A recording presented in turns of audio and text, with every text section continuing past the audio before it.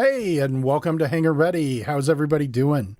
We had a very long break, actually about a 9-month break or something, and we're glad to be back. And joining me tonight is my co-hosts, Jolly. How you doing this evening, Jolly? Evening. Hope everybody's doing well.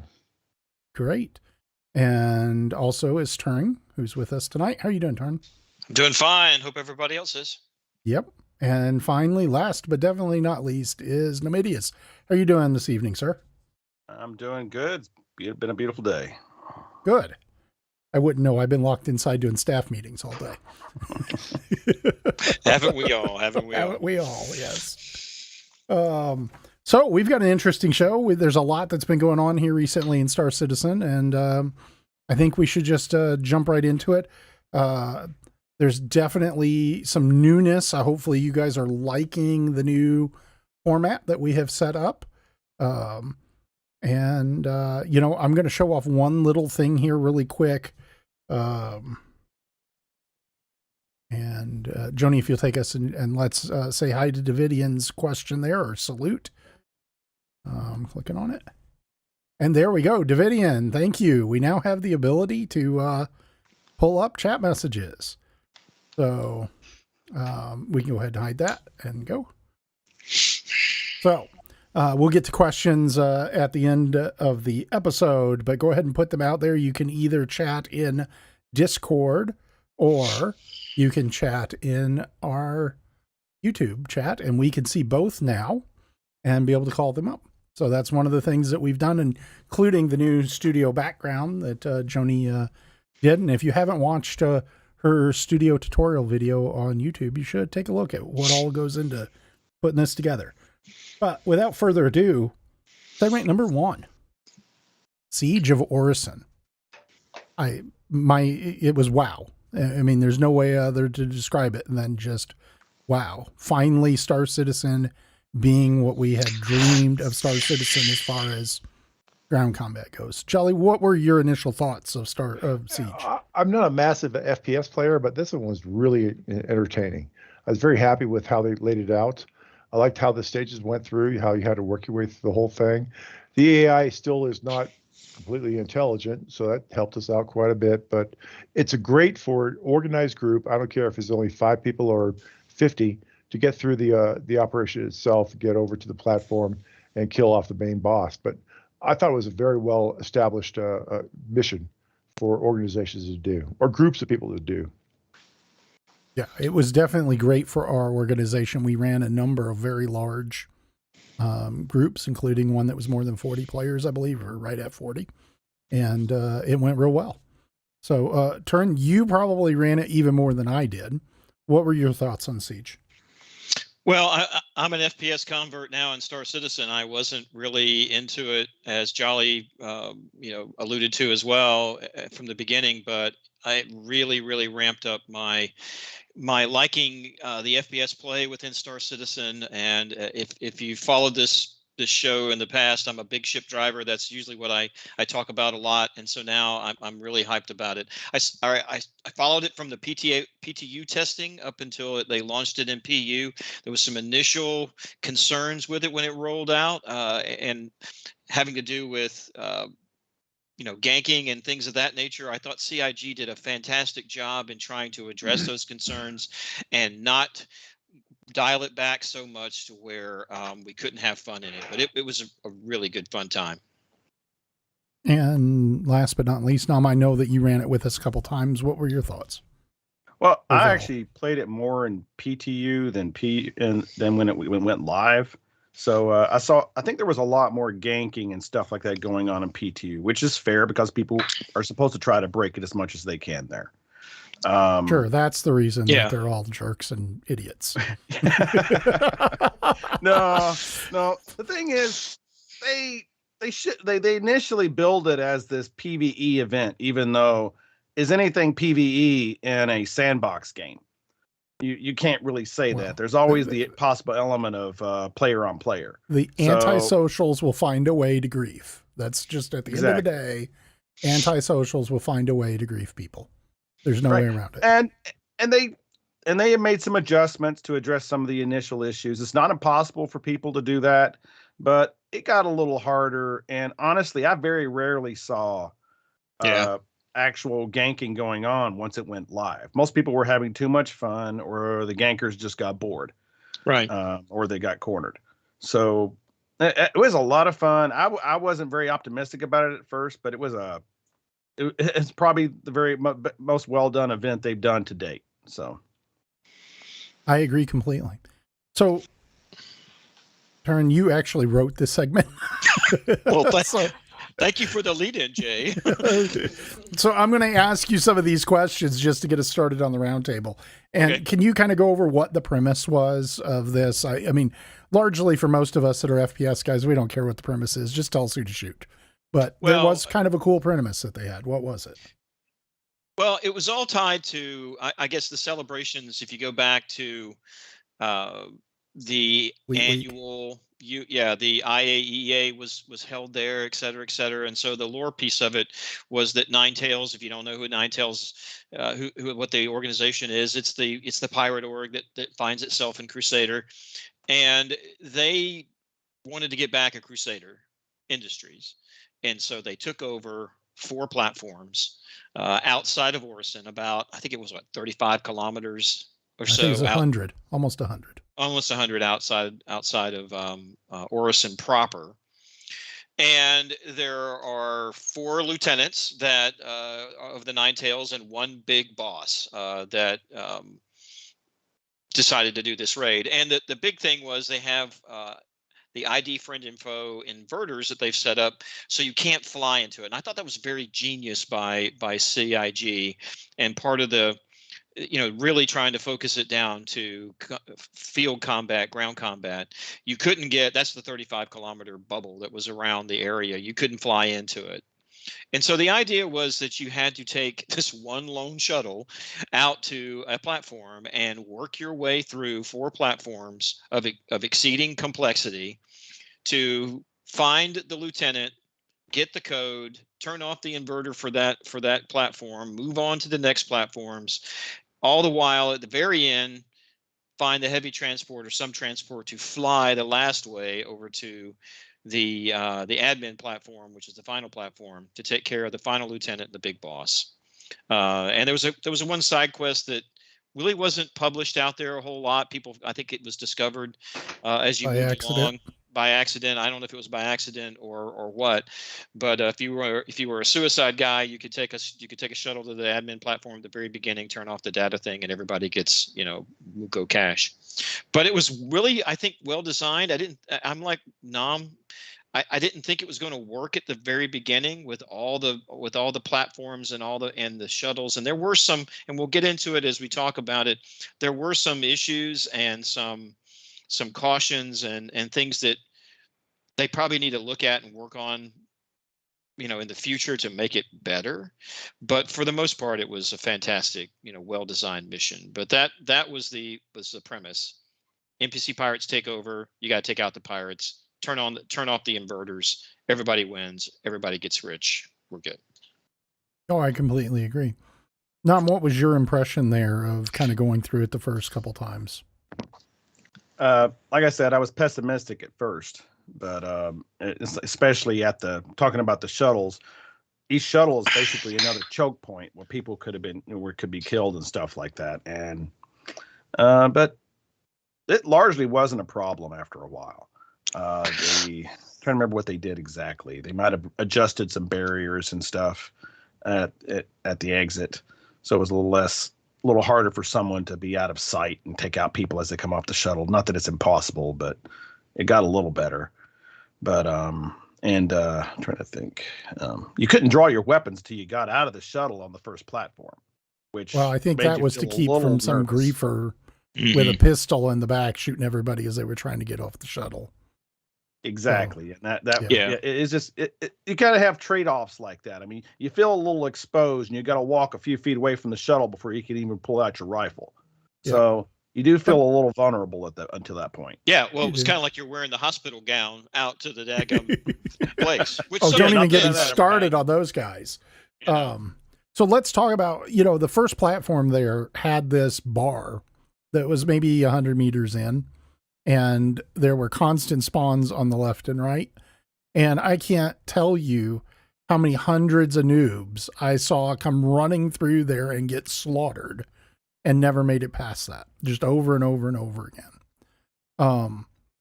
I loved it. And I think the other thing, AI was generally pretty stupid and were easy to kill, and 2 or 3 people could do it. But every now and again you'd pop on a low pop server and it was like the Delta Force had babies with the Navy SEALs, and out came these AI out of the lockers that were just heat-seeking missiles.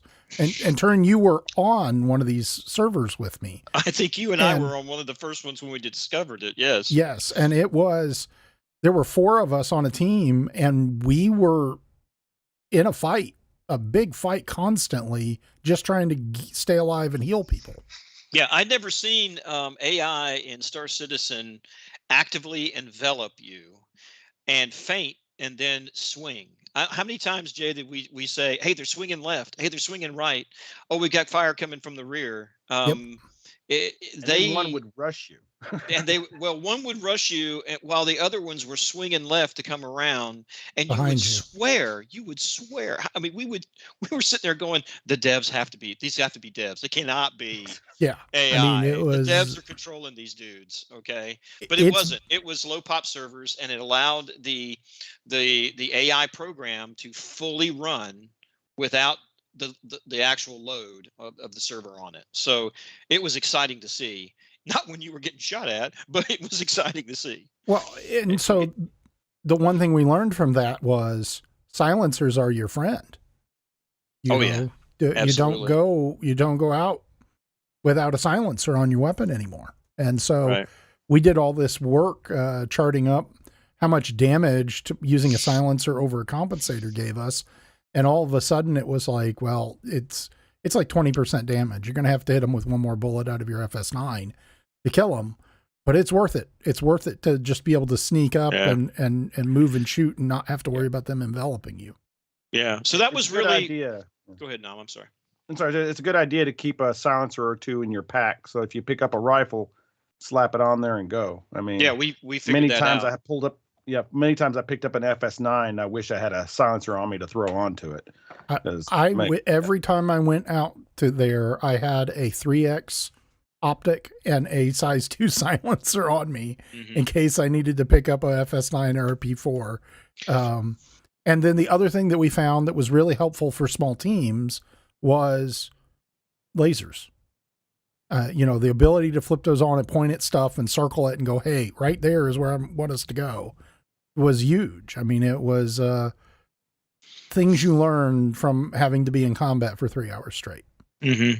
So there was just by design, there was a lot, like we've already mentioned, there was some dangers right from the very start, which are different, particularly from the other events that CIG has run.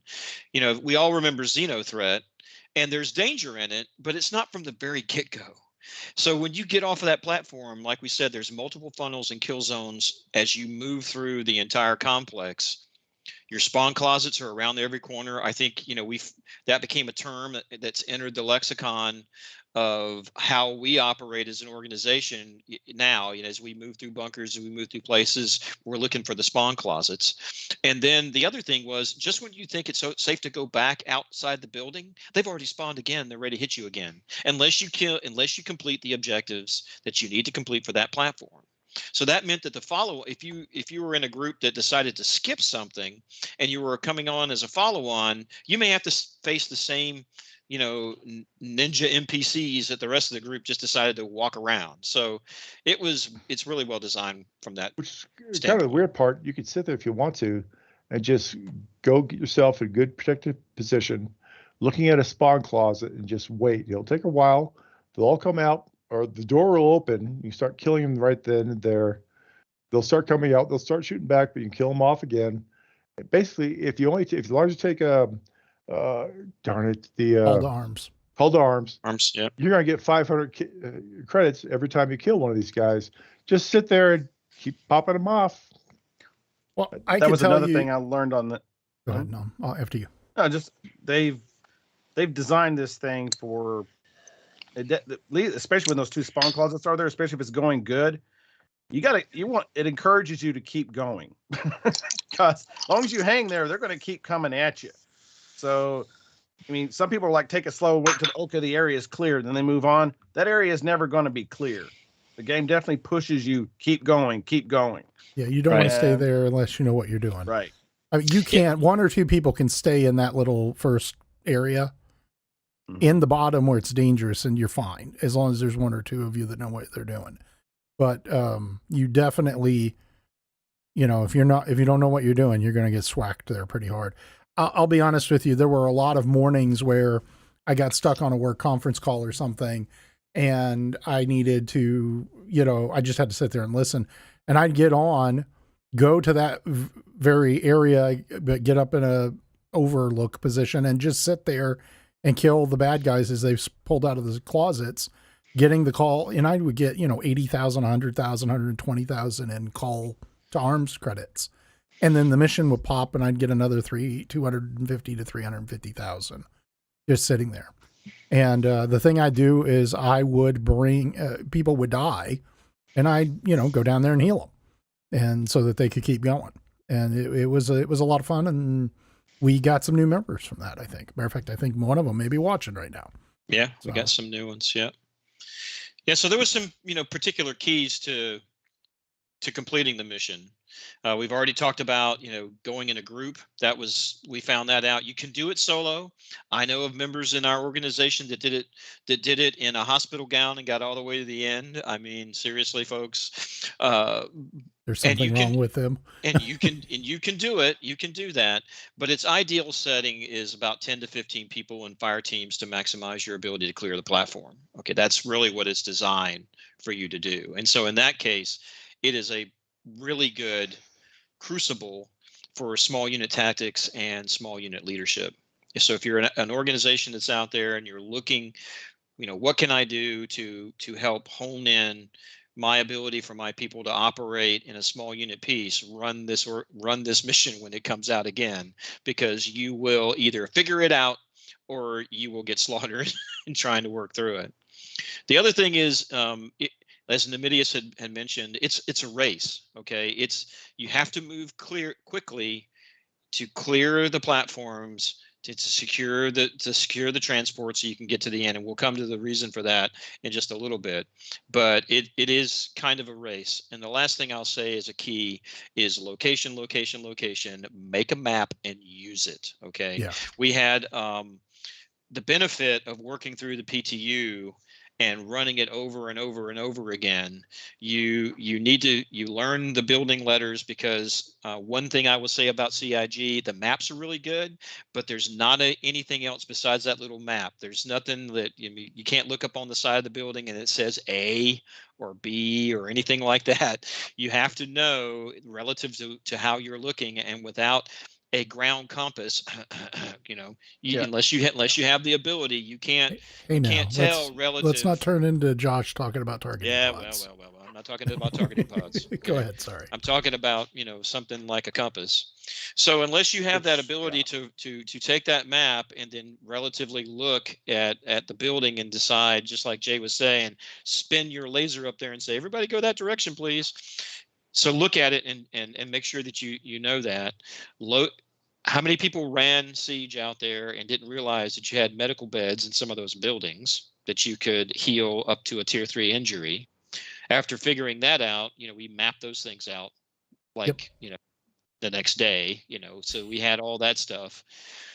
You had different types of ships on different types of platforms that you could use to fly to the final location. So we mapped those out as well, so And the final thing you need to do is know the shortcuts and the flow pattern that you need to move to the shuttles, because of the nature of the mission, you might get onto a server and it's already being run. It's already been run. They're 30 minutes in, they're an hour in. The first platform's probably done. The second platform may already be done. Know how to quickly move through the platforms so you're not guessing at where to go for the next one. Those are kind of really keys to running the mission. I completely agree. And we were successful as with groups as small as 6 or 8 and as large as 30. So it just took a lot of teamwork. The one final thing that I will say before we go and get final thoughts from everybody is, you know, the biggest thing I could say is it's in game right now. Even without the AI there, it's in game, and there is massive loot opportunities right this second in Siege. If you don't have a half a dozen to a dozen FS9s and 20 P4s sitting in your inventory at Orison right now, and rocket launchers and grenade launchers and sniper rifles that you want, you need to go in there and go on scavenging runs. It'll help you learn the map. It'll help you learn where the loot and the medical boxes and the medical beds are. And it's just a fun 40 minute to 1 hour thing to go do when you're bored and there's nothing else to do. You won't make a lot of money. You'll definitely pick up at weapons that you can bring back and learn what the maps look like and where the buildings are and all that stuff. Jay, I'll say it's questionable whether or not the NPCs will spawn for you right now, but you can definitely go and they will through. Not.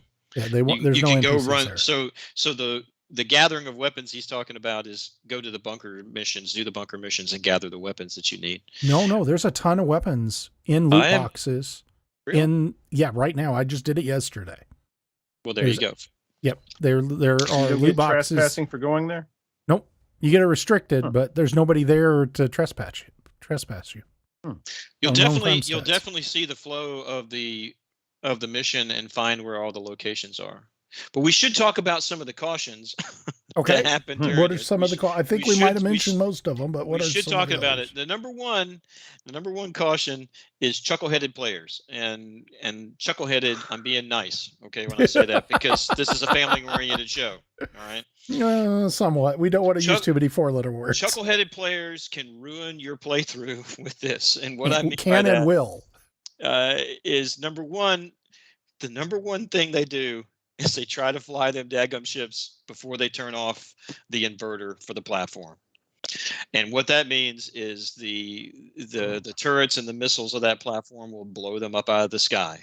You have to make sure that that's why I say it's a race. You have to make sure that you secure that heavy transport at the end, because there's only so many of them. Nom, how many of them are in the game? In the mission, something like 24 ships. I think something like 8 to the first 3 platforms. Right? Of the Hercs, there's maybe of the Hercs, there's like a third of that. Yeah, six maybe. 6.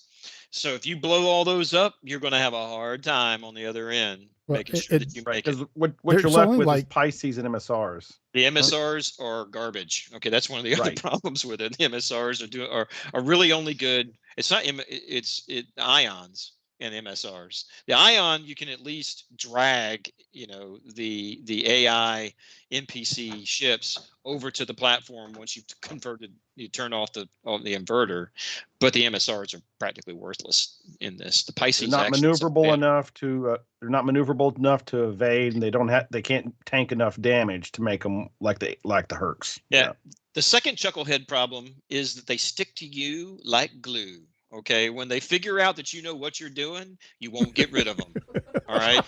It's like a lost puppy dog following you around, except it's like a herd of them. They are going to either kill you in the elevator, because there's only so many chuckleheads that will fit in the elevator. It's not a clown show, okay?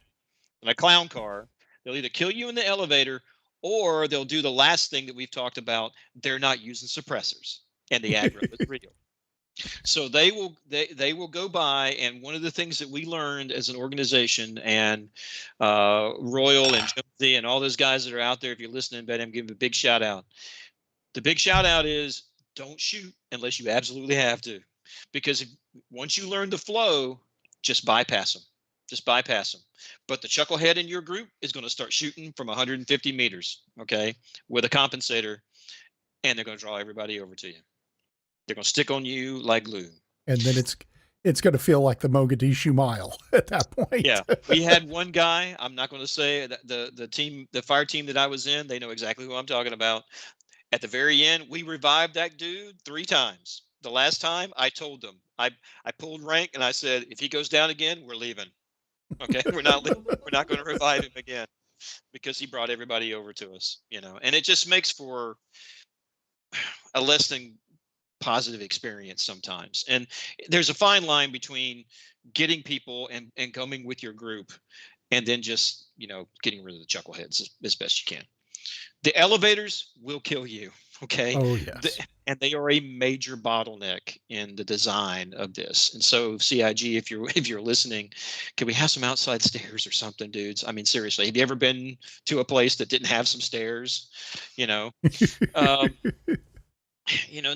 all of us are mobile inclined that we have to take an elevator everywhere we go. But in this, you absolutely have to. There's no way to get from the upper to lower levels in some of these without taking the elevator, and they're choke points. And it's not go ahead, Jay. I'm sorry. No, it's we would have preferred to generally run heavy fire teams, 6-man fire teams. And the reality is because of the elevators, we were often purposely running 4-man fire teams because 4 or 5 is about all you could fit on an elevator before people start bumping into each other and killing each other. Yeah. And there was usually 1 or 2 randoms who would jump in with you. Yep.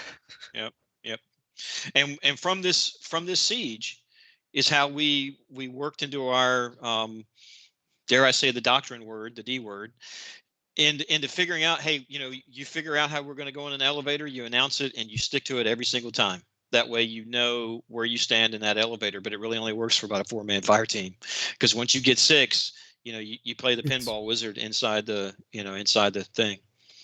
Yeah. One of the other, go ahead, Jay. Big thing that we learned was holster your weapons before going into the elevator. Yeah. Put them on your back, and then then pull them out as you were coming up to the next floor. And then the other thing was, guys in the back, don't shoot. Only the guys that are right up against the door can shoot. Because I can't tell you how many times I got shot in the back because chuckleheads, pickup players that we had grabbed, they would shoot, trying to shoot over me and hit me inadvertently. Yeah, just look at Nam. He's lost all his hair because of it. Hey. I did not mean to kill Jay that time, okay? No, brother. That's just you and the grenade launcher, okay? No. This wasn't the grenade launcher. That was a different time. No. That was in the PTU where it didn't really count. Jay, you remember this. We went up in the elevator, and there was some guy ganking people coming out of the elevator. Yep. So elevator door opens. We both get shot. You go down. I'm injured. I'm not down yet. I managed to close the door in time to bring us back down. Yep. And I heal myself. And then I'm in the process of pulling out the medical gun. And that stupid glitch happens where it switches back to your first item before it switches back to what you switched to. You shot and killed me. And right as I'm pulling to use the med gun on him, it switches back to the FS9 and I unload on Jay. And he's in the process of filing charges against the guy who shot him upstairs. It accidentally hit the button and he charges me. I'm sorry. I didn't realize it was you, but you kind of deserved it. You shot me in the head at close range. I'll accept it. Chuckleheads. That's all I'm going to say. Chuckleheads. We've already talked about the low pop servers, bringing out the Navy ninjas. I honestly, I really like that part of it, of the mission, and it gives me hope that CIG is writing the right code. So if they're out there listening, the guys who did it, it was really something to see. Scared the crap out of us the first time we saw it, but it just really gives me hope that they'll actually be able to be a challenge, because most of the time they're not a challenge. And the last thing I'll say is it's designed as a marathon, but like I said, it's really a sprint. You really have to move it to get to the final platform to secure that heavy transport to go. So and the final assessment, I know, Jay, that I guess you'll go around the horn there and talk to everyone about the final assessment. So I guess we're to that point. Well, I we want to take some questions. I think what we're going to do, guys, if you have questions, go ahead and ask them now, either on YouTube or on Discord in the live show. If you're on YouTube, you have to subscribe to the channel to be able to ask questions. You may have to wait 60 seconds before you can ask a question in chat if you're just now subscribing. But go ahead and hit subscribe. I know we've got some comments that we're going to cover at the end, but anything that's related to this, I think we'll cover once we get done with this segment before we go to break. I'm going to give it 2 thumbs up. You know, if you get a chance, you should be playing it. You should go explore. You should go learn it. And you know, it just kicks butt and takes names. Jolly, what's your thoughts? Yeah, two quick points. One, there's a glitch which I think RSI needs to fix where I could pop into a server. All I want to do that day is cargo runs, mining, bounty hunting, whatever. The mission's there. I take the mission, do my own thing. I never step foot on Orison. And if the mission is won, I get 200K. It's not quite right. I should, as a minimum, be at Orison, go to the first platform, kill one NPC, and then, if that's all I do, I might 200K plus the 500 for Call of Arms, and that should be it. So I think they kind of need to adjust that a little bit, because even if I went there, did the whole mission with myself, plus whatever Call of Arms kills I have, I get 360. So if I do nothing and you all do everything, I get 200K. That's a pretty good deal for me. They need to adjust that one a little bit. Second thing is I need to point out in 318, they want to use those platforms that were created for Siege of Orison and make a mission out of that. So hopefully we'll see that a little bit more on a lower scale in order to play that part of Orison. Yep. Nam, what are your vote on the mission or final thoughts? Much the same. I was thinking about how they're definitely, with all the work they put into this, I'm glad to hear they're going to recycle this for other things, like use one platform for like an assassination mission, stuff like that. Which is something they mentioned in the latest monthly report, I think. And I think they've learned. I'm just hyped for what's coming in the future, because I think they learned a lot about developing these things just from doing this, because it's definitely beyond what things they've done before. They've learned a lot here, obviously. So definitely. And Turn, I'll give you the last word on this segment. I'd say it's a great proving ground and test and training for small unit tactics and leadership, like I've mentioned before. If you're thinking about, you know, how are you going to operate as a fire team in the future, take it to Siege. You'll figure it out, or you'll get killed. So it's a great place for that. If you want to learn about the medical play, this is the place to go. As we tell everybody, learn how to use the medical gun, or you will die. Well, so and that, please, something else for other orgs that might be interested in doing training or something. This is a live fire exercise for CQB. Anybody can go to Orison, hop on that, go in there and practice CQB as a small org. And that could be a huge benefit. Mm-hmm. We also learned the benefit of having, if not a dedicated medic as an additional member of the fire team, somebody on the fire team that was primary task medic. Was the go-to medic, you know, that would hang kind of in the middle, not the end, but kind of the middle piece of it. And after at certain points, when you had kind of a short respite, they would pull out the medical gun, make sure everybody's topped off, and all that kind of good stuff. As Jolly alluded to, you'll be rich as greases when you're done with this, even if you do nothing at all. CIG, I agree, needs to fix that. But if you play the mission, you're going to get some cash. Okay. I think they shouldn't fix that until after they do another database wipe in 318. Well, give us a couple weeks of big money so we have cash. That's fine. I mean, whatever they need to do, but I agree with Jolly's comment that you should at least show up to Orison, because, you know, if nothing else, I need 200,000 just to fly out of Orison when I'm done. So, let's do that. And my last comment, Jay, is it's just plain fun. It's just a ton of fun. And you can't. I know Star Citizen itself is fun and everything like that, but really, this is one of the big things that I can say that this was just plain fun. I agree completely. So let's go to some questions about Siege or comments. And go ahead and toggle these. And here we go. First one is Technofee, and I'm sure he's joking. So when are they going to put an IFF on a ship for us to buy? He. You know, I'm going to be honest. I wish that they would run that mission once where we could fly ships in. Just once. Not all the time, but just once. Jolly, any comment on Technofee's question about the IFEs?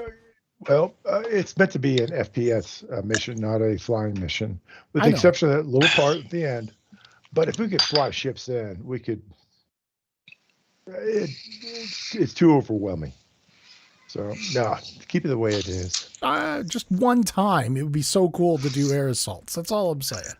I'm not going to disagree. Air assaults is the key. It would be A2 with air assault bombs. You do an air assault at the end. Yeah, do. but I'd like to Very attack nice, all too. the platforms simultaneously, but that's just me. If And air we are at a assault, large if air org. assault is the pilot yelling, "Get the hell out! Get the hell out! Get the hell out!" That's what you're doing at the end. So There you go. Okay, so I would say one thing about to Technofee's comment. I wouldn't mind seeing IFFs at ground installations that we could interact with and potentially convert and things like that. So maybe in the future for something like that.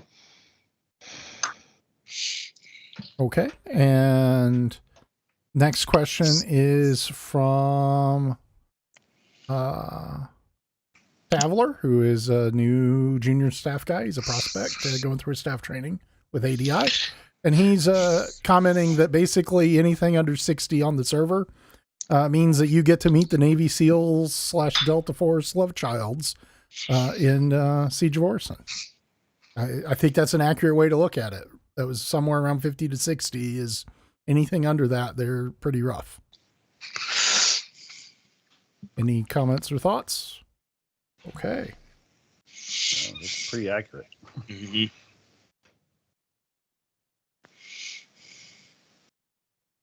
Okay, so here's a comment from Paul. He watched too many blueberries. There's something. Nicknames for stuff. We came up with the nickname of blueberries because of the little triangle over their heads. And the fact that they tended to like to pick up the blue armor that the guards were in, that were killed on the ground because they didn't have any heavy armor. And we called them blueberries because they were dangerous. They were cute and cuddly sometimes, but they were freaking dangerous. So, But bouncing the A2s off the tower? Yeah. Yeah. They did that. Or too. worse. Or just hovering there, getting blown up without getting close enough to let you hop off. Right. The scariest thing, in my opinion, in all of Siege was going as a pickup player and having to climb onto a ship with some pilot that you didn't know and you couldn't talk to. You want to talk about, it's like 85% chance of death. You just Even didn't if know. he's doing his job right, you don't know what the other chuckleheads on there with you are doing. Like, when we were all in the A2, we're all getting out, and some random that had to be with us hops into the Cyclone and runs everybody down as he rolls out of the. I was going to say, no. How many times are we Okay, there cool. and we're on final and we hear the Novatech fire up behind us? We're like, oh. Get the bleep out of the tank. Get out of the tank. Oh, wow. Okay. Oh, here's a name that you'll like. Crack. Saying, all I need is a Pisces and a glass of scotch. Accurate. There are many times that he's saved our bacon. With that. One of the cool little mechanics that I think we should mention is kneeling and or laying down in the back of a Pisces. You can cram a lot of people into the clown car. I mean, you could get 6 or 8 guys in there if you have to. Yeah, and until CIG, fixes changes the force reactions, kneeling on a cargo deck keeps you from sliding the heck around. So Or blacking out. blacking out. I will say, if you're going to ride in a Pisces, make sure the back door is closed at all times until you're ready on final approach. There were times, or one time, that I was sitting on the back, not on the ramp, but in the back, and the pilot, and I was on a knee, and the pilot went near vertical, and myself and Jonesy went tumbling out the back off the ramp and fell to our deaths. Well, Yeah. So that's partly just a little bit of desync can be all the difference there needs to be for you to end up inching out over onto the ramp, and then you're gone. So.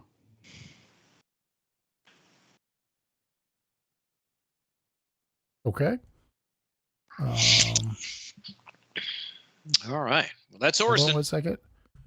Frack's got one more comment here real quick for us. 1 hour and 20 minutes from start to finish, doing all the LTs and final boss was our fastest run. It was. It was, yeah. That was very amazing. I think that's when we had over 40. Considering how big those platforms are, you have to foot it across. That's pretty good time. It's excellent timing. So I completely agree. So I think that's the last of these questions that we have right now.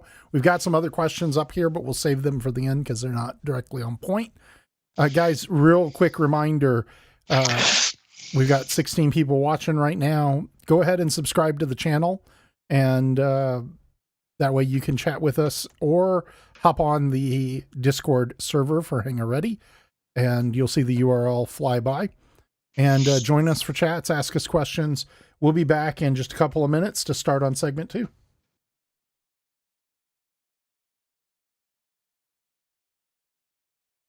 Hello, fellow citizens. It's Joni here from HangarReady.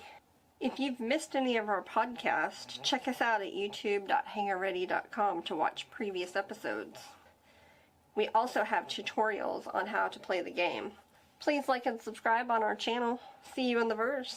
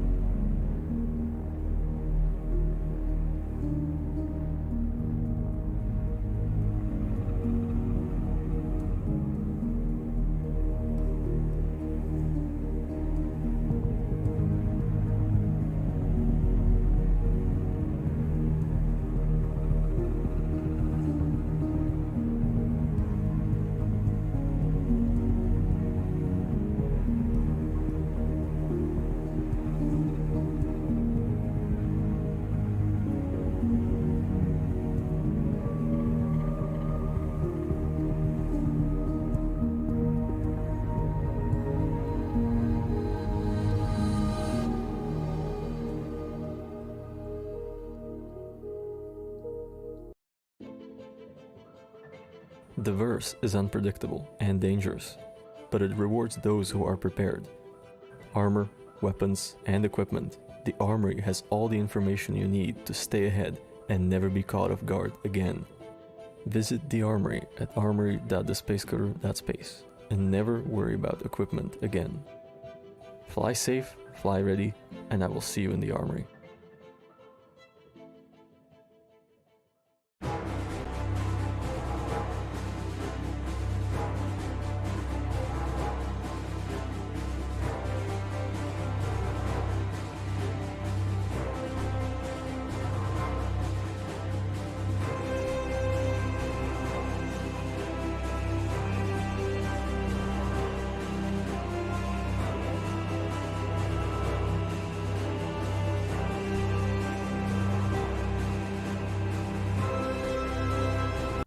You ever feel alone in the verse?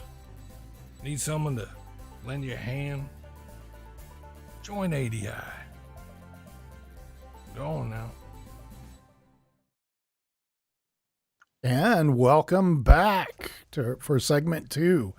How's everybody doing? A couple of little housekeeping things that we discussed during the break was guys, if you have a specific question that you really want answered, do us a favor and put question close bracket in chat. That way we'll definitely get to that question. And I'll try to skip some of the color commentary. The next segment is mission progression and how does it freaking work? And Nam, I think you in turn wrote this up, and I get to be the fun guy that just tosses it over to you to talk about it. So go ahead, take it away, boss. Not a problem. So talking about mission progression, and the first one we got lined up to talk about are defend missions. These are missions where you're supposed to go to a marked bunker. We call them bunkers. CIG calls them UDFs, underground facilities. and they're on they're on Microtech, Hurston, Crusader, ArtCorp regions all over the system. There's a starter mission you got to do for each one. For each one of those 4, they have their own agencies. Microtech has MT Protection Services. Hurston has Hurston Dynamics. Crusader Security, and ArtCorp is Blackjack Security. So it's not just the name of the system in some of these cases. So you got to be aware of that. And you have to be within the zone of that planet and moon generally most of the time to see all the missions for that area. Although I've been around Hurston and seen missions for ArtCorp pop up, which is interesting. We have a graphic there for bunker mission ranks. Yeah, just so that's the first one. Okay. So basically, for that particular, like around Crusade, which one is this? This one's Blackjack Security around right. Blackjack's around ArtCorp. So if you're in that area, in order to get the defend missions in that area, you'd have to do the starter mission with them, and it's specific here is separate from the bounties, from the bounty missions, and yeah, the key is. You go to your Delphi marker at the bottom of your mobiGlas. You pull up the security firm, and you'll see now where it used to just have bounty hunting as the only one that you could see. They've added a security tab, and it's rank 1 through 5, and you'll work your way up. You'll get, and that corresponds to the dynamic mission or the level of complexity and payout that you'll get. So as you work through those ranks, the higher level missions will begin to appear on your mission tab when you're around that system. And we have another graphic that shows the names of the missions and shows the different ranks for that. Okay. See that yeah. So like Nam was saying, you see that kind of in the middle where it says protect site trial contract. That's the first one you'll see. So that's the intro mission that you have to do. And this is for Blackjack Security. One of the other things you have to understand is each one of the different security agencies names the missions a little bit different. However, they're all kind of about the basic, it's the same. The rank 1 will be a defend site against minor threat, or just say a defend site or aid in the defense. It's 15,000. You go there, you help the security that's already inside the bunker fend off the NPCs. Rank 2 is the clear criminals from the site. This one's called clear out site for Blackjack. That's where you go to a bunker that doesn't have any security and you have to kill everybody in it. Rank 3 is a protect site. So protect site, you'll see it on the Blackjack. That's where you're going to see 3 to 4 waves of NPCs that come from those spawn closets, and security will also be in the bunker with you, and you'll just have to clear them as they come out. Rank 4 is usually a destroy drug mission where you go in and you have to actually, which is like one of the harder ones to do, and it's not hard in the sense of the NPCs, but you got to destroy a lot of drugs. Tedious. It's tedious. I think that's a better term, Nam. Yeah, tedious. And then the rank 5 is defend the site against a major threat. So that's when you'll have a lot of NPCs that come out to help you. So that's kind of the progression that goes through. They start off slow or low, and they go to up to 75,000 plus the call to arms that you get, and you build it as you build the rank with that security. Oh, sorry. Go ahead. I think you were going to talk next about the side benefits there, loot boxes. Yeah, the side benefit is you have loot boxes inside the underground facilities or the bunkers. So once you've reached a certain point in the mission where you've either cleared out all the NPCs, the mission is paid out, or you're at a point, you can go around to the various loot boxes and pull out what you need. This is where you're going to get the things that Jay mentioned in segment number 1, the weapons and the attachments that you can no longer buy in the shops around Crusader. So you'll get like the FS9s, the railguns, the grenade launchers, the different scopes, the 3X scopes, things of that nature. You'll also pick up medical stuff like a medical gun, med pens. There's all kinds of things that you might be able to get from inside there. If you're an individual that likes to scavenge, you could, create yourself a box and complete one of these missions and then just haul out the loot as it goes. Some of these missions you can't do that because they'll start respawning again, and some of them, as we'll talk about in some of the cautions, have other things that might appear at your location that make you want to get out and get out quick, and not stick around really to loot a whole lot. Yeah. Have you noticed any difference in the rank in the loot you get based on the rank of the mission? No, No. I haven't. I will be honest that I have not made it all the way to rank 5 in any one of the security firms that I was doing it, because I was trying to spread the load a little bit around all 4 systems. But I don't think it, sometimes you'll hop on and the first box you'll get will have a railgun and a FS9 and some sniper rifles and stuff. And then you'll go to another one that's a higher rank mission and you'll get, a bunch of lemons or whatever. I mean, it just depends. You'll get a bunch of armor and things you just really can't use. Yeah.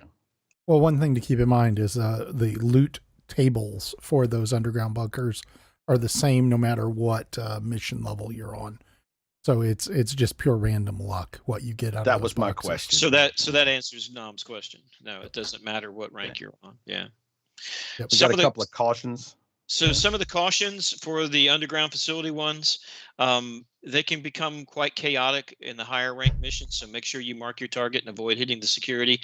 In some cases, if they even hear the bullet whiz by their head, you're going to get hit for a crime stat. If that happens, your mission will immediately fail, and within 30 seconds, all the security in the bunker will begin to try to find you and kill you. Just if you can't determine the target, please don't pull the trigger. Now they should have a blue carrot, a blueberry above their head. Sometimes it works, sometimes it doesn't, and if you're at range, it may not work. The rank 2 and rank 4 missions, the ones where you have to go to the illegal outposts to either clear the criminal nest or destroy the drugs, one of them high cautions with that is that's one of the locations where other players can spawn a bounty above the underground facility, independent of what you're doing down there. And so before you know it, you'll start hearing things that are happening above you. Most likely it's pirates that have spawned in above that bunker that will begin to kill your ship. And so there's really not a lot of loot options that you can have in those. When you complete that mission, you need to get the heck out of the bunker and get back to your ship and go, or do it in a group and leave at least one person in a top turret that can defend your ship while you're there, because there's been at least 3 or 4 times that I've come out and my little Pisces or something is gone because they've spawned a bunker on top of me. That's all I have. One thing I'll say about the defend missions is they're good for teaching trigger discipline, because how many times have I accidentally shot security in that place? And one time I'm in there, I hadn't shot in a long time, and the security guy he's hiding behind a barrier in front of me, and he just drops dead in front of me, and suddenly I'm getting charged with a crime. I'm like, what the heck happened? And I bumped him into the barrier. And I went back in the recording a few minutes, and he had been across the room behind some steam when I'd gunned down this one NPC, and he must have caught a few rounds. Walked around, got over by me, got behind the barrier, and then he bled out and died. And then if you'd only know, you'd have pulled the gun. Yeah. And that's the story, and you're sticking to it. Yes, that's the story. I'm sticking to it. There's a lot of random damage happening with me. I don't know what's up with that. All right. Your trigger discipline needs some work, I think, is the answer to that question. I need the training. I admit that. Yeah. But I will say that this has replaced the easiest way to make money in the game. I know there are people out there that disagree with me. The miners out there that will disagree and all that kind of stuff. But I'm telling you, you don't need anything. You really don't need anything. Okay, because you can go down there and just pick a gun up off the floor and start shooting. You can make 15K and just rinse, wash, rinse, repeat, and make 15K. And always take call to arms. Always take call to arms, because you get to double dip that way. Yep. Yep. Okay. Jolly, what are your thoughts? Have you done any of these bunker missions? And very, very few, actually. I agree with in terms of looting. It works out great. My concern is always someone will mess up and shoot a security guard. Also, in crime stat. Well, you're the bullet maggot. Thank you. But, we press on with the mission. Another thing I like about them is the earlier ones, the very earlier ones. You can actually take the mission, land over there, sit it out, wait for security, kill off all the bad guys. You get full credit. Ta-da! Yep. I'm noticing a theme, Jolly, of you sitting back and watching everybody else work. Bingo! It's much like me. Hey, let's bring that one crate down, Ed. Stuff. Hey, you go get that stuff. You just tell everybody to go down there and do it for you. No, I go down in the bunker missions quite a bit. Been there, done that. Help collect a bunch of weapons for people getting ready for Orison. So, I do have one question for everybody. Anybody ever been ganked in one? Because I see on occasion, I see people complain that there's people who camp at UDFs waiting for players. I've never seen it myself, but I see this complaint now and then. I have not encountered that. I can see where if somebody was responding to a medical beacon and then got, whacked and stuff stolen from them, but no, I've never seen anybody. At least I've never been ganked at a UDF or UGF. I've only gotten ganked by the enemies coming in and destroying the ship, the NPCs. Yeah, that part. It's funny, Jay. Turin brought up the medical beacon, and that's really used as a trap nowadays. So, unfortunately, what I think with CIG's good purpose is being abused. Well, I've heard instances of where it's being used. I think a lot of people that use them are honestly popping them because they're dead and want somebody to come revive them. Some do. I probably would say 80% of them are probably legit. I'd agree with that. 80%, yes. And I think that the problem is one, you don't get the reward. They're broken. Yeah. Yep. So if you go heal somebody, you don't get the 10 or 15K or whatever it is. 15. And two, there's no way to get down to some of these people because they'll go into a bunker where if you go in to try to save them, the friendly AI will start opening up on you. Yeah, because you don't have the mission. Correct. You get a trespass the moment you're in the area. Yeah. Correct. So there's that issue in that they have to figure some of that out. Some way that you either get the mission shared with you or while you're on that mission, you could trespass or something that they've got to fix. But Jay, our probably one of the, I guess the most fun we had with bunker missions, you and I, was when we got killed or knocked down in a bunker, and some of our members had to come in and get us out of there. Rescue us, yes. And to get us out of there, they had to kill everybody in that bunker.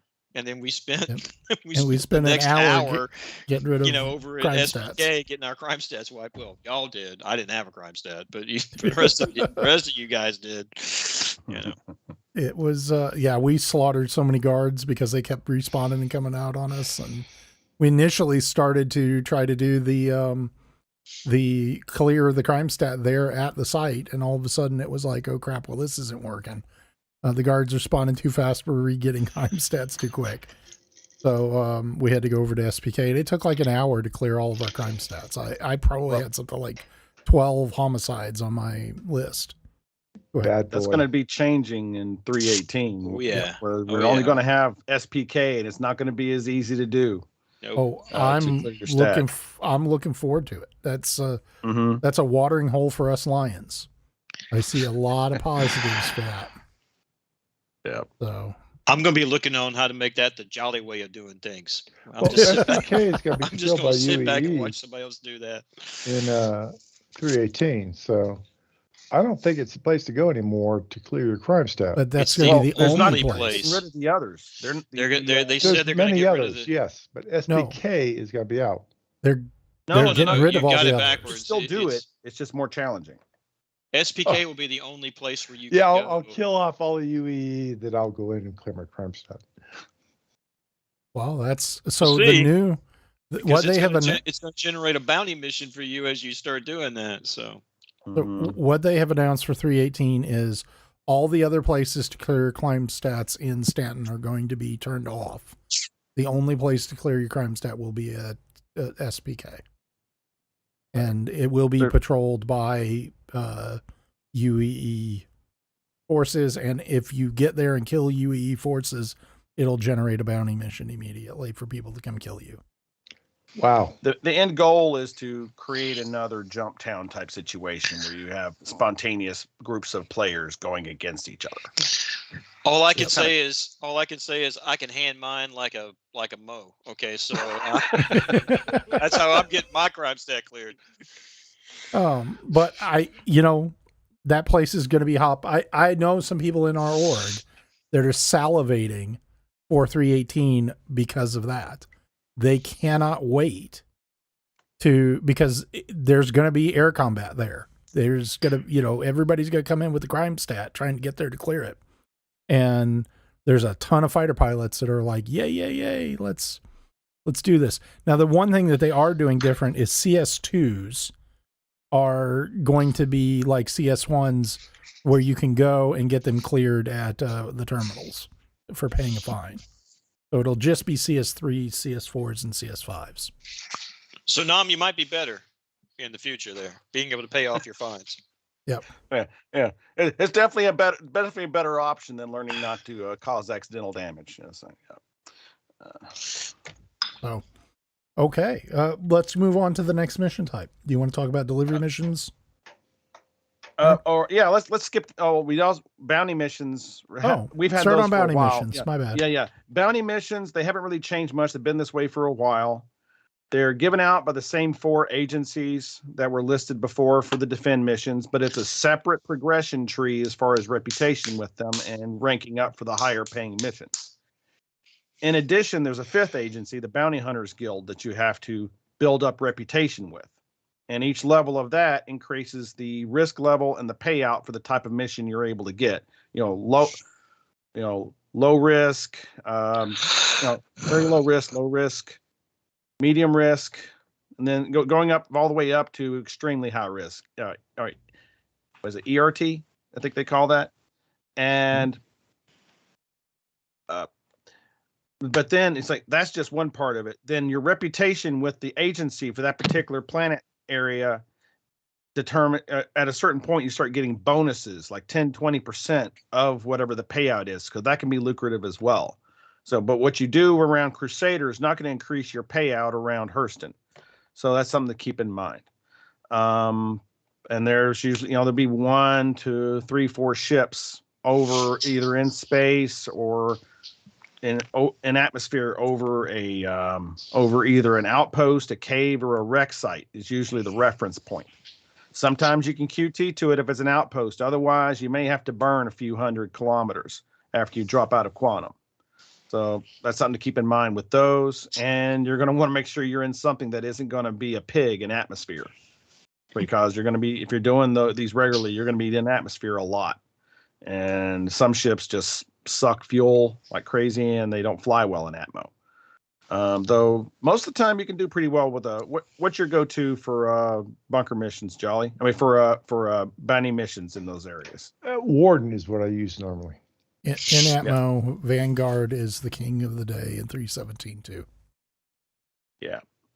It's like just anything smaller doesn't really have the DPS to take on some of the higher end bounties that might spawn. Like eventually you get up to hammerheads at these things.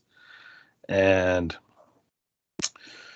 I've also heard Redeemers are very popular. I have not messed with the Redeemers. I heard some people love them. Redeemers work great. You get at least one other person with you. One or two other crew, but they're tanks for air to air in Atmo. And the Bounty Hunters Guild does give out, I think there's a associated agency with them or something like that. They give out these group bounties. Mm-hmm. And it's like 3 different bounty destinations in one, which may be scattered all over systems. So they pay very well. But like if you're with a few buddies, huh? Like North Point or Northrop Group or something like that. That's it. Something like that. North something. Yeah. And North Rock. And they can be spread around the system, but that works well to have. You have like a couple of buddies with you, flying wardens, and you take the group bounty and you each go your separate directions, knock that one out, take the next one. And then 3 people who work well together could really knock out a bunch of those if they get them going. There are another kind of bounty that you'll see, instead of saying HRT or ERT or whatever as far as the threat level, you'll see a question mark RT. These go to the same bunkers we already go to for defend or the defend missions, and or to caves. And you're going to want to read the descriptions on these because it's going to affect what you're going to want to take. There's never a threat over a cave unless somebody randomly spawns a bounty mission in the air up above. That's something to keep in mind. That's something that's just going to happen. It's not fun. You step out of an outpost to your Pisces and there's a hammerhead banking overhead, hammering your ship. Not much you can do about that. As for the caves, it's just a matter of making sure you got a decent weapon for taking them out. Silencers once again are key because once if you take out one with a loud weapon, the others, if the server's low pop or it's running really good, those guys can really they'll try to encircle you, they'll try to rush you. So you want to look out for that. And caves have their own threats as far as getting around in them. I'm not going to get into that here. But that's pretty much it for the bounties right now. But the delivery retrieval missions is what's changed most significantly this last build. There's a actually before we go on, let's talk about bounty missions. Is there anything else to talk about there? No, I think there's going to be some changes as we move forward with them. They'll get a little bit better and more sophisticated, I think, over the course of the next 6 months. But I mean, we've had them and they really haven't changed a whole lot over the last couple of years. Well, they've gotten a little bit tougher, which is good. I'm not going to argue about that one. No, I agree. But I mean, if you were doing one 2 years ago, it's not a stretch to be able to do one today. No, it's not. But it was easier 2 years ago. Yeah. Maybe too easy 2 years ago. Definitely agree. But the NPCs have gotten a little better in the flying. That I can admit that, definitely. So if there's nothing else on are there any questions on bounties? No, none so far. Guys, okay, again, if you have a question, put it in chat, either Discord or YouTube. And if you definitely want it answered, put question bracket around the very beginning, and we'll highlight it and call it up. But let's talk about the last set, which are the delivery missions that have changed drastically in 3.17. Mm-hmm. Yeah. So once again, we have 4 agencies, one for each planet area that you have to build up your reputation with. But there's only 2 ranks. So the 4 companies around, they're definitely differently named from the planet itself. ArtCorp, it's Kovalex. Crusader, it's Ling Family Hauling. Hurston is Red Wind Line Haul, and Microtech is Unified Distribution Management. Each one, you have a starter mission that I believe pays like 3 or 4K. Mm-hmm. I think it was 4K, where you just go and pick up one box from one little outpost or shelter and take it to another one, sometimes on the same moon, sometimes on another moon around the same planet area. And once that happens, a bunch of 8K missions open up. And they're where you pick up 3 boxes and deliver them to somewhere else. It's usually either all 3 from one location and then deliver those 3 to 3 other locations, or it's in the reverse where you go to 3 different locations and take them all to the same end destination. Once you hit level 2, a new type of mission opens up. It's another bunker mission. It's mostly the same as a defend mission in that there's going to be security on site. You won't always see a threat immediately when you come in, but the whole time you're there, the NPCs will intermittently be spawning out. Like maybe I never really timed it, but it could be every 10, 15 minutes. There might be another bunch of them spawn out of the closets, and some of the good guys will drop. Some of them will drop. But in general, the security guys ruled the day in there, which was kind of disappointed because I was waiting for this one security guy in Armitext armor to drop so I could take his armor, but he never did get taken down. But so let's see. But the neat thing about that one is it pays $45K, but the trick is you have to find 3 boxes, these kind of dark blue box on the pallets that you pick up, and when you pick it up, eventually you'll get a little marker telling you picked up the right one, because otherwise they're unmarked. It doesn't tell you which ones until you got them in hand, or you pick it up with your tractor beam, which is I highly recommend using one of those instead. And they're dummies in there, so you know sometimes there'll be pick 6 them boxes. up and it won't be the right one. So you have to pick one up and hold it for a few seconds, and then the actual box marker will pop, and when it does that one, you know you got one of the 3 that you need. And every now and then, sometimes the mission breaks and you can never deliver the last one. So that's something to be aware of. But depending, it can be an easy $45K for just picking up 3 boxes. And at least I think usually they always go to the same location. It might be across system, but you don't have to take it to more than one spot. Well, and there's also loot boxes there, right? With guns. Yes, I was going to say there are some loot boxes for that too. Yeah. Yep. Well, I've gotten very good results out of that. I've come out of there with like a dozen various weapons, between sniper rifles and all sorts of other stuff in there. Yep. So I think there's just a set respawn rate on those and how long it's been since a player hit that bunker last. Because I've come in there and I might find 1 red crate. The long red ones are the ones that usually have the good weapons in them. And another time I've gone into one, there'll be 6 red crates scattered around the facility. So it like you said earlier, it is kind of random. It is. But it's definitely those are good random. to do. Yeah, it's definitely random, but it's another way to get to that gear, and it's at least for 317.2, I have not had the issue where the turrets outside would fire on you when they shouldn't. They've been peaceful this build for me at least. Just sometimes they shoot through terrain and kill you. If you're doing one where it's that's the one about the missions, the bounty missions when they're down in the facility. Yeah, the turrets are hostile to you, and so that's something to be aware of. So you got to park like 2.5-3 kilometers away and hike in because it'll shoot through the terrain. Absolutely. Okay. Which makes vehicles useful. It does. Finally, for something. Now, one other thing that's a benefit of reaching rank 2 with Red Wind, which is Red Wind Line Haul, which is the company out of Hurston, is it unlocks these new discrete missions. Mm-hmm. The first one paid something like $8K. I haven't really explored this one, haven't gotten very far with it. It doesn't appear to have a separate progression. It just will increase my reputation with Red Wind. But after I did this first one, which was picking up a few crates, picking up some crates and taking them to another place, kind of similar to the ones from Ling or whatever, it unlocks new ones. And that some of them pay upwards of like $20K. Now you're picking up 5 boxes, but it only involves 2 or 3, just a few locations.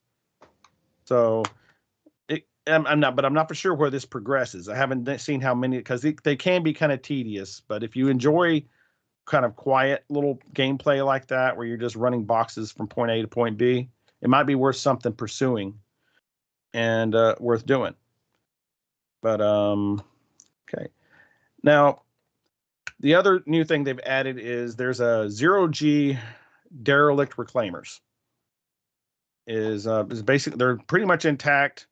But you just can't fly them, but they're running and they have gravity inside. These reclaimers parked out in space, and there's 3 different missions that you might see, depending on some show up more likely around some planets than others. I think around Microtech, most of the time I've seen the Black Kite. And it's a mission where you're just, there may be hostile ships outside. You have to take out hostile bad guys. Actually, no, that one doesn't have hostile bad guys. It has hostiles inside, but they're 9 tails. Take them out, retrieve data off of a computer, and then you have to destroy the ship, and the mission is done. They have another one where the name of the ship is the October Rising. That one paid $73K. The trick there is it's good guys on board and good guys and ships outside. So you got to kill the good guys. So far that I've played it, it's outside of the Comare range. So there's no crime stat involved here. You can kill them if you want to. If that bothers you, it's not a mission for you. But you can drop them. There might be a dozen good guys inside you have to drop, and you retrieve a package, and you have to take that package to Grimhex, to the clinic. Oh boy, that's fun. At least, yeah, I like Grimhex. I know you don't like Grimhex, but I hate Grimhex with a passion. If I could avoid the place for the rest of my life, I would not complain. Same. So what's the loot options on these? Because I haven't done these. I was going to get into that. There's one more I'll mention real quick, and it's called failed negotiations, and it's another one. It only pays like 24.6K, but it's really more of a puzzle solver. I won't get any more than that because I don't want to spoil it. It's kind of cool if you like exploring things. So, but if you see one called Failed Negotiations, and the name of the ship is the Pride of Arliss, and you like exploring, definitely take that one. It's got a story. It reminds me of the PI mission that you go to at Covalence. Yeah, or you used to have it. Yeah. Mm-hmm. Yeah, I've actually done that one, and it's pretty good. It's pretty good. It's worth doing once. Yeah. Yeah. There is a fair amount of loot to be done. I think it was the October Rising, the one with the good guys on board. And I found a couple of missile launchers, a grenade launcher, and took a couple of FS9s off the guys on board. So that one was you can get some decent loot out of these things. Not quite as much as you can get out of a good bunker, but there's loot on there worth doing. It's fun. And I'll say no for the failed negotiations. There are no loot options because no, I didn't. I've never found any because you never found anything. You sure? No, because you can't get anything off of the NPCs because it's part of the crew and they're not carrying weapons or things like that. So you're not. Well, and there are crates that I found, and maybe I just didn't look hard enough, but there was no loot options that I could find on that mission. You might want to look. Every time I've gone back to one of these things, I'll find one more thing. You might make sure you check all the floors on the main elevator and the reclaimer because there's different rooms down there. Mm-hmm. That's part of the puzzle. Hold. That's part of the puzzle. Right, exactly. Yeah. There's some stuff down some of them have stuff stashed in the cargo hold. So sometimes I found sniper rifles and other things there. So, but check every corner, read the mission details because sometimes it can be a bit confusing as to what you need to do. But definitely read the mission details because each one has its own way to resolve it. There's no reputation on these. There's no progression. Doing one of these doesn't unlock anything else that I've seen. And you can do it again, and you can do it again. It's not like what they used to have with the PI mission, where once you did it, it was gone until the next time they reset. And the only other real new thing to talk about as far as missions is and that, by the way, those were found under the personal tab and the contract manager. And I believe retrieval op is also found in that area. Retrieval op is only in the area of Microtech, but they also give you one of the new derelict outposts or the new derelict reclaimer that's crashed on the surface of Microtech as a destination. You go there and to retrieve the package. And of course, most of these cases, there's hostiles present, and there's a high probability of NPCs flying in for reinforcement, which partly works. Show that video there. So now I'm walking along, and I thought I heard a jet noise, and sure enough, I'll look up, and they're flying in. And fortunately, I had parked my warden just over the rise. So he comes in, he starts shooting, and because he can just make out my my warden over the rise and probably shooting through the hill a little bit like Jay was talking about. And unfortunately, they never came out of the ship. So far that I've seen these things land at outposts, they will just stay inside. And in this case, they wouldn't even point at me when I was standing behind the ship. So I had to run past them, turn around before I could kill them. I was able to take out the pilot, I couldn't get to the gunner. I could not get the gunner out of the turret, but I was still able to take the ship, and I flew it back to the Commons at New Babbage. I parked it outside, left the doors open for anybody else to check it out and see. But it was kind of fun to steal a nine-tail ship, which, you know, with a different paint skin and all that. But that's happening there, and got another clip.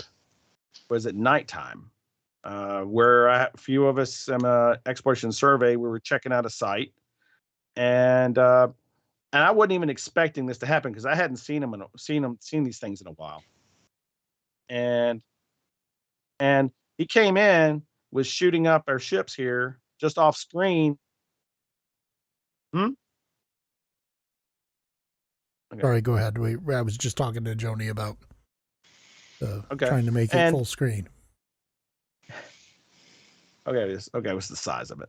Yep. All right. The just off screen, somebody's 400i blew up because the turret gunner took it out. And we're going around here, and we're just waiting for these guys to come walking out the back. Yeah, Hemadal, this is the clip where you die horribly. Yeah. So we're just walking on around, and just like, where are they at? Where are they at? And so I take a shot, and it looks like I register a hit. But the thing is, you can hit these guys all day from outside, and it doesn't kill them. That's one thing I've learned. And unfortunately, I would have ran in like I did in the other time. But this thing is this turret gunner here is actually hammering my warden over there, and somebody's in my warden. And soon enough, Himidal goes up the ramp here, or he did already. He got a gun down, and so my turret gunner ends up having to return fire and blow it up. And so at least the bodies were on the ground, and we were able to heal Hemi after. So, Nam, are you actually doing anything through the shield bubble when you shoot like that? I think actually I was clipping the frame of the ship at that point. I didn't realize I was too close to the frame there. The very first shot I made, there's a hit register on the target inside. I looked at the video afterward. So maybe I was hitting him. I don't know if it actually registered any damage though. Yeah, I don't think you're really doing a lot of damage through the shield bubble. Yeah, Not it's at all. very Not at little. all. I mean, you may register a hit, but it's not really doing anything. And the same is for shooting out. Not a lot of you can't shoot out either. So, Question: does a grenade launcher penetrate the shield? good point. If Hemadal had grenades on, we might have figured that one out. Yeah, we'll have to test that. Yeah. So these retrieval ops. Aiming the grenades in game is kind of sucky right now, though. But Yeah. I wouldn't mind doing it with the grenade launcher. So Okay, so we got a couple of questions and comments about stuff. The first being from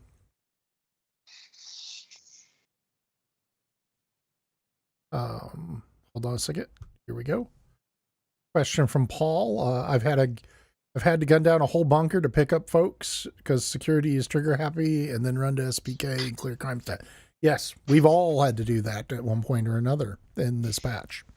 It's the AI. It would be better if they would just go to the surface and leave us alone while we cleared off the enemy. They would be more useful that way. I do find them useful in pointing out the general direction within the bunker that the AI is. I mean, it is a little bit that they'll start pointing in that direction, but that's about it. But you're not going to be able to do that anymore because SPK is going to be a heck of a place to try to clear their crime stats. So, people are clicking on stuff they shouldn't be clicking on. Did not want to pull that one up yet. Whoever clicked on that. Okay. Next one is a comment from Frack. If you're going to do ERTs, just take an Eclipse. Otherwise, VHRT is more efficient. I'm not sure what a VHRT is, but very high risk. So if you have an Eclipse, it sounds like that's what you should be taking. So, and then one last question here. Here we go. And this one's from Coal Hunter. Have you heard anything about hostiles at the planned Start Runner Rex? I'm assuming he means Star Runner X. And I I have don't know that we not. know that yet. I have We not heard we anything know about as that. much as what they told us during the Inside Star Citizen Thursday when they showed them. We don't know what's at or not at those wrecks. There was a note in the monthly report, I think Wednesday, where they had said that they were adding NPCs to the new wrecks, but it wasn't clear which were they were referring to, whether they were referring to the new style Caterpillar wrecks or that or what. So Don't your they guess have is as good as ours. don't they have pathing that's coming out in 318? You're talking about the nav mesh that allows them yeah, to that more allows easily the allow NPCs to walk around easier. That's the idea. Okay. I don't. If they that's do the that, idea you'll where probably they can like. if they do that, you'll probably start seeing them more at these wrecks. Right. That's the nav mesh stuff that they've been working on that, I believe.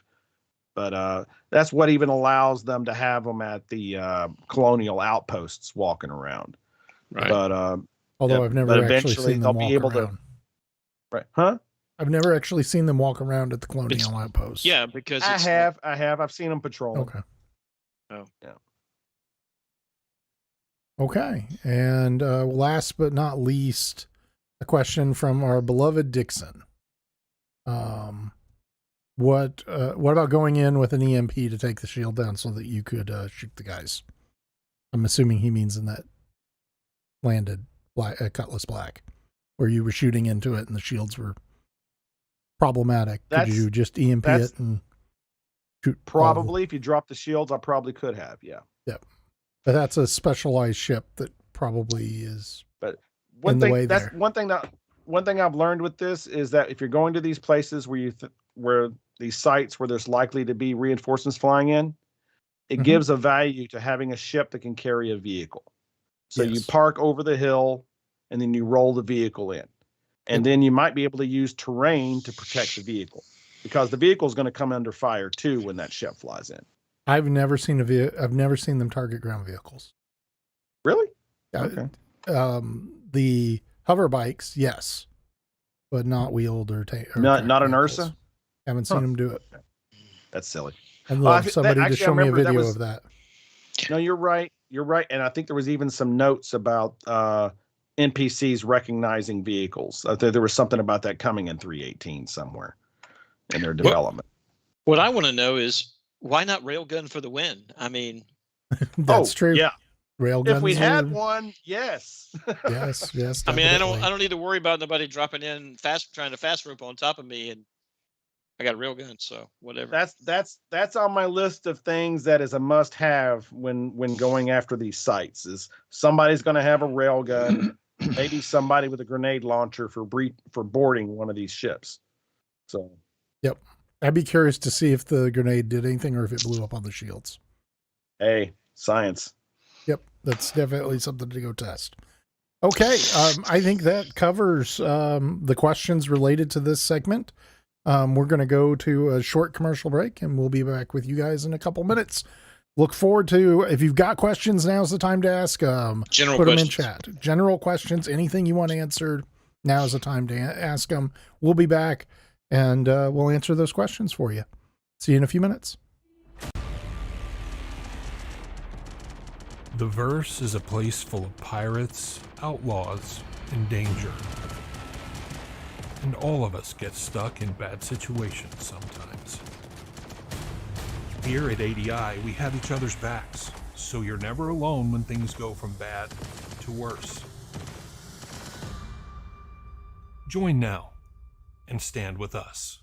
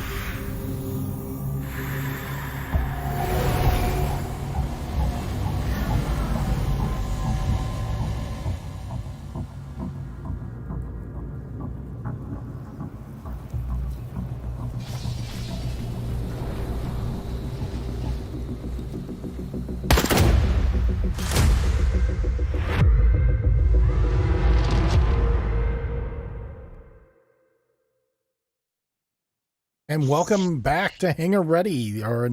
We've been gone for 9 or 10 months, actually. And we've had fun tonight. We're going to answer a couple questions. Again, guys, if you have any questions, any comments, anything you want to ask about the show, now would be the time to put that in chat, either on Discord or on the HangarReady YouTube channel. Please like and subscribe to the channel. So like the video, thumbs up it, please. We've got a couple of questions here. The very first one is from Sticks that I've been saving the whole show. Hopefully he's still watching. So Stick asks, no more Twitch, ? And I think the answer to that is, yeah, we've made the decision to move over to YouTube instead of Twitch. Anybody else have comments about whether they like YouTube or Twitch better, Jolly? Yeah, real quick. I like Twitch quite a bit, but they changed their rules around quite a bit. And so now if you're a Twitcher, you're not being paid as much as if you go over to YouTube. And so folks go to YouTube. Yep. It's technically it's not money for us. Haven't worked in the medical field, calling somebody a Twitcher. I don't know. So, we're not making any money on this by any stretch of the imagination. This is something that we do to, talk about Star Citizen and get the word out about ADI. But we really enjoy doing this, and we think YouTube's better.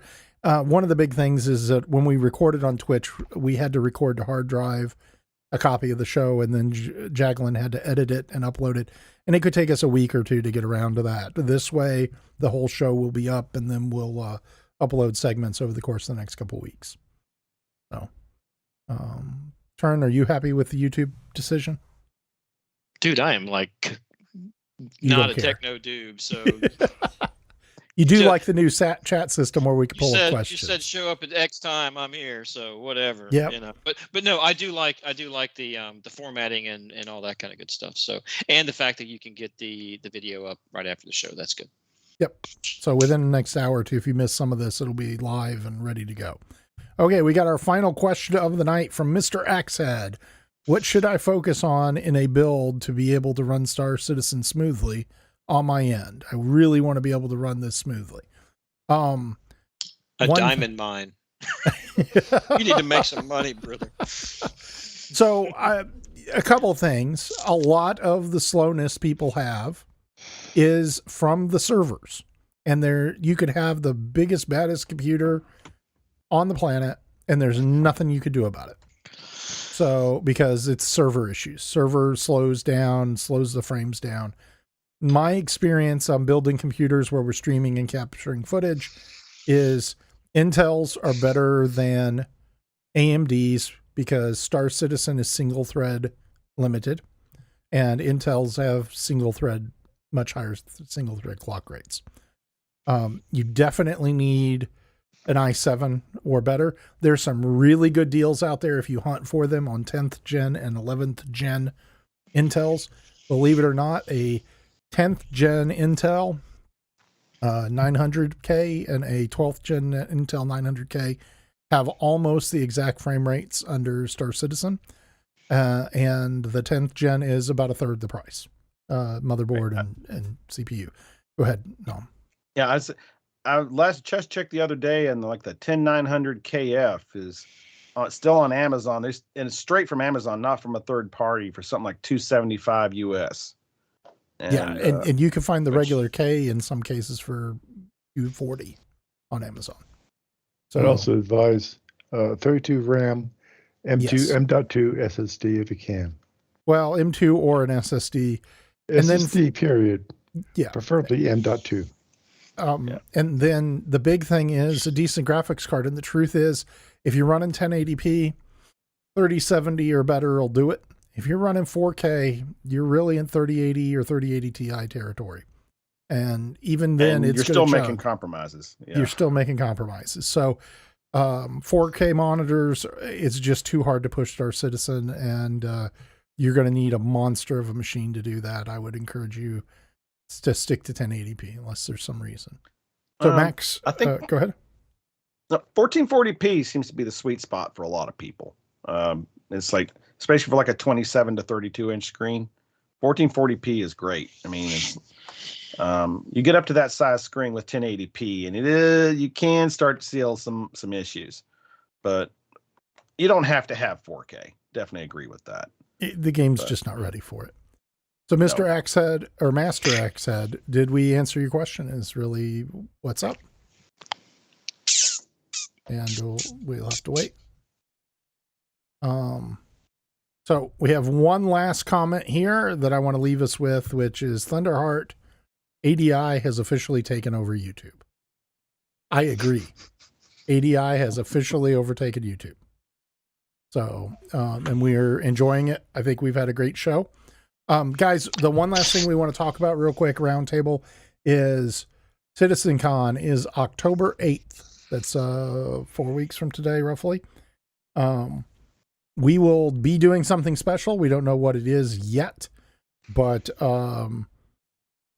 we will definitely be doing a show that day, whether it's before, after, or during. We haven't figured that out.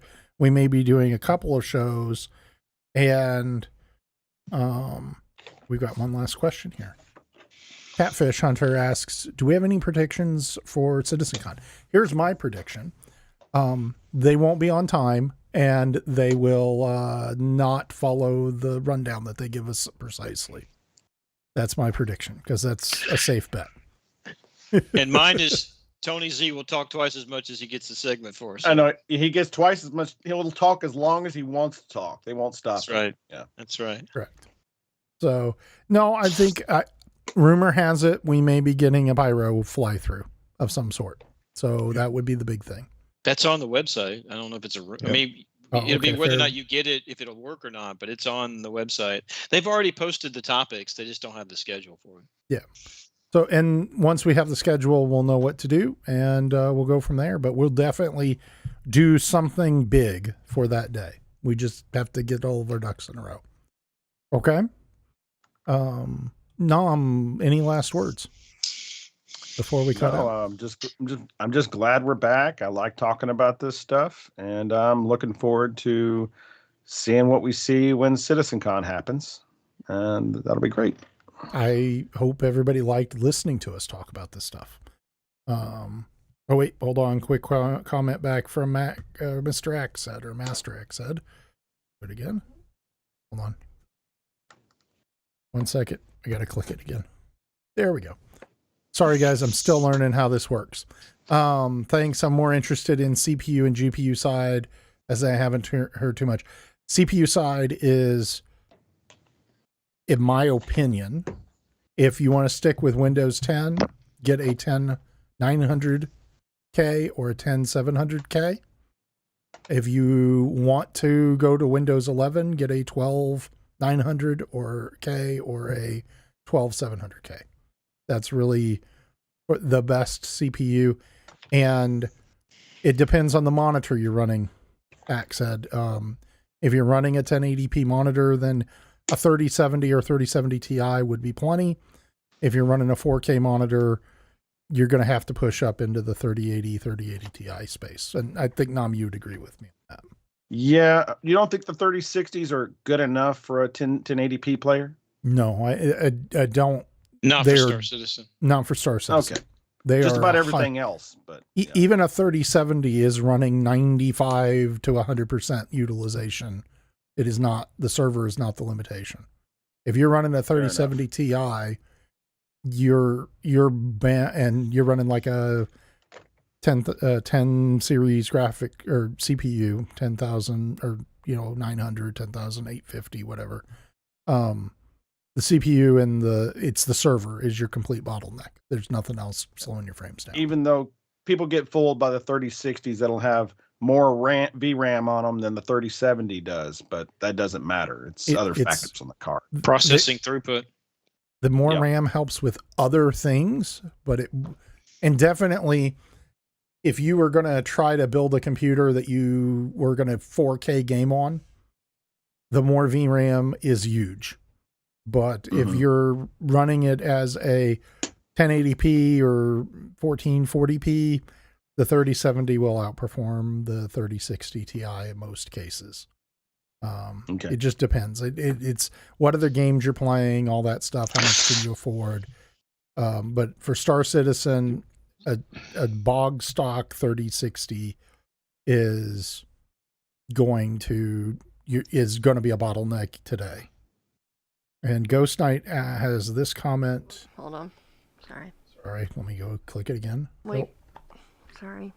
Sorry, having technical glitch over here, guys. Give me a second. Producer problems. Yeah, producer problems. So I Ghost assume he Knight means a mentions 2060. he moved from a 20. Yeah, I'm sure he means a 2060 to a 3090, and it was great. Yeah, a 3090 Ti is a monster of a heating source, so you would probably be good. I would tell you that even with a 3090 Ti at 4K, I think you would have had problems. The game is just it eats graphics cards for breakfast right now. And you still have the limitations on the server side too. Yes. So it only gets you so far. It only gets you so far. There's only so much you can do. So I hope that answers questions. Jolly, final thoughts. None. Good show. A little long, but we're good to go for that. Well, we're And getting we look back into forward the swing to of things. 318 in the future. Okay. And last, but certainly not least, Turn. What are your final thoughts? No, good show. I mean, I enjoyed it. I'm glad we're back. I do think we ought to mention, Jay, that we're going to try to alternate between European friendly and U.S. friendly, right? We are. Yep. We're going to try that. Citizencon may throw a little bit of a wrench into that. It probably will, but we'll try to come back with the show after Citizencon and run it at EU friendly time. Yep. In November. We'll be off. see everybody back. Yeah, we'll be off for December and then back in January. So, okay. Well, there we go. Guys, I wish you the best. We'll see you in the verse. Bye. Night. Bye.